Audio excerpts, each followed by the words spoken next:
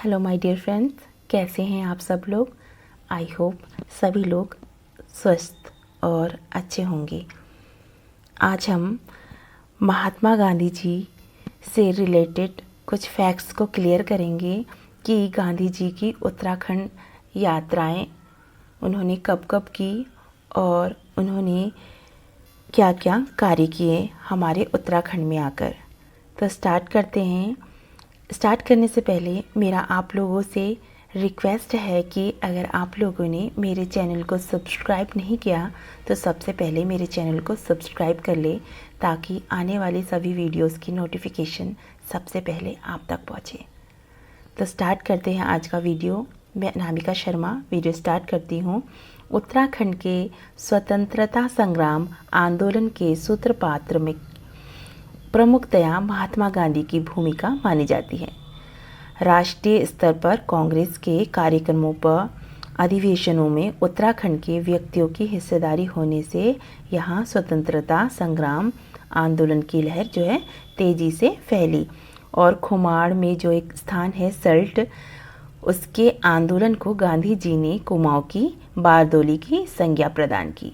यही कारण था कि उत्तराखंड में स्वतंत्रता संग्राम आंदोलन स्वतंत्रता प्राप्ति तक अनवरत रूप से जारी रहा और स्वतंत्रता आंदोलन के दौर में गांधी जी ने उत्तराखंड के हरिद्वार, गुरुकुल कांगड़ी, हल्द्वानी, नैनीताल, ताकुला, भवाली, ताड़ीखेत, अल्मोड़ा, कौसानी, बागेश्वर, काशीपुर, देहरादून व मसूरी जैसे स्थानों की अनेक यात्राएं की।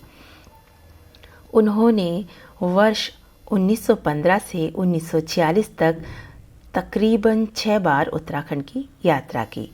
वर्ष 1915 के अप्रैल माह में वे कुंभ के मौके पर हरिद्वार आए और ऋषिकेश व स्वर्गाश्रम भी आए। उत्तराखंड में उनकी यह पहली यात्रा थी।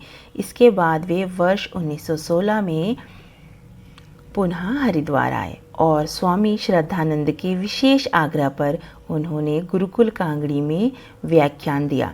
इसी दौरान गांधी जी से मिलने के लिए देहरादून डीएवी स्कूल के छात्रों का एक समूह भी आया।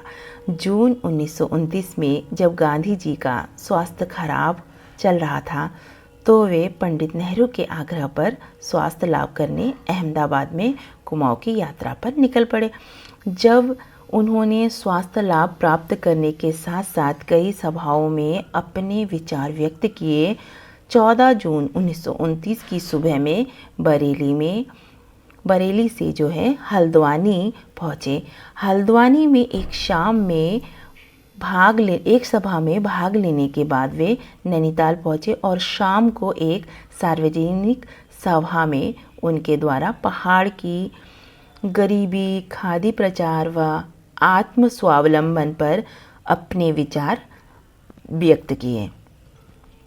अगले दिन उन्होंने महिलाओं की सभा में स्वदेशी सामग्री व चरखा अपनाने की अपील की और ताकुला गांव में गांधी मंदिर का जो है शिलान्यास किया।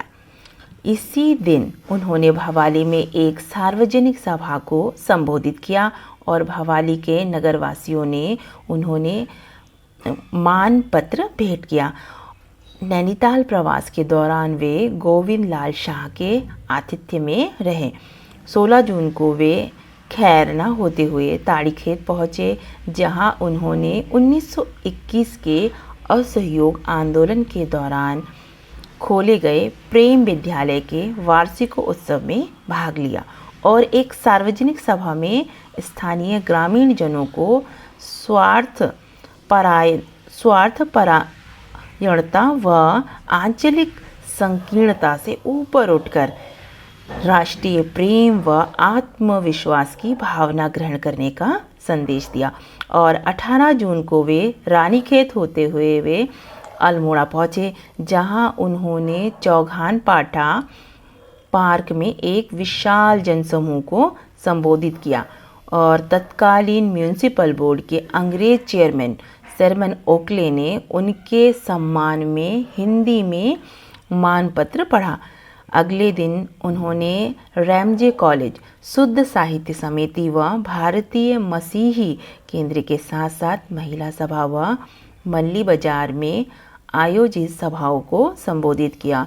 तत्पश्चात उन्होंने 20 जून को लक्ष्मेश्वर में भी गांधी जी ने एक सभा को संबोधित किया।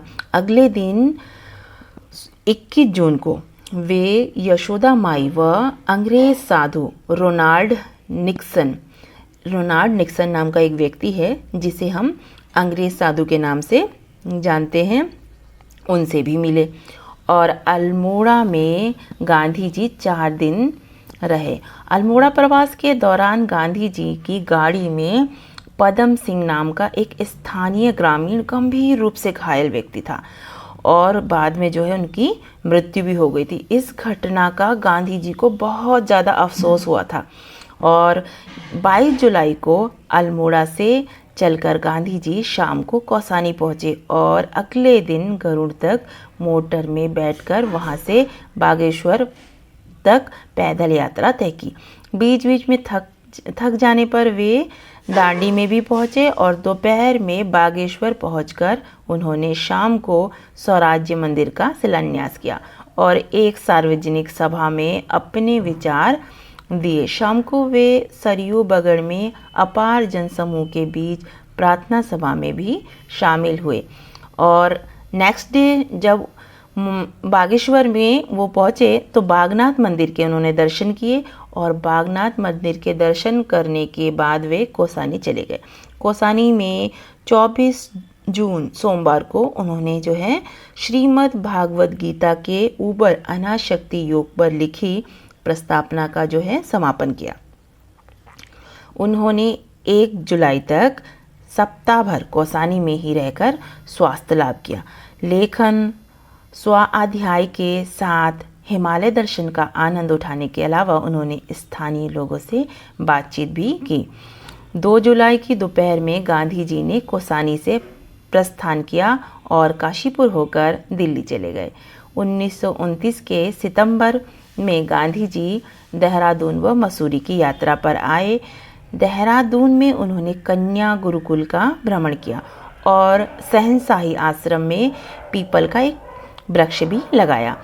अपनी दूसरी यात्रा के दौरान 18 जून 1931 को वे शिमला नैनीताल से पहुँचे, जहां वे 5 दिन के प्रवास पर रहे और कांग्रेसी कार्यकर्ताओं और विभिन्न स्थानों के जमींदारों से देश की समस्याओं पर विभिन्न बातचीत की।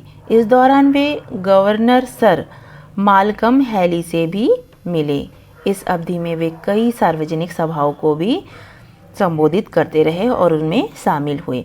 मई 1946 में वे पुनः मसूरी आए और वहां 8 दिन तक रहे। इस दौरान उन्होंने वहां कई प्रार्थना सभाओं का और जो प्रार्थना सभाएं थी उसमें सम्मिलित हुए और उनको संबोधित करते हुए गरीबों के लिए चंदा एकत्रित करने का कार्य भी किया।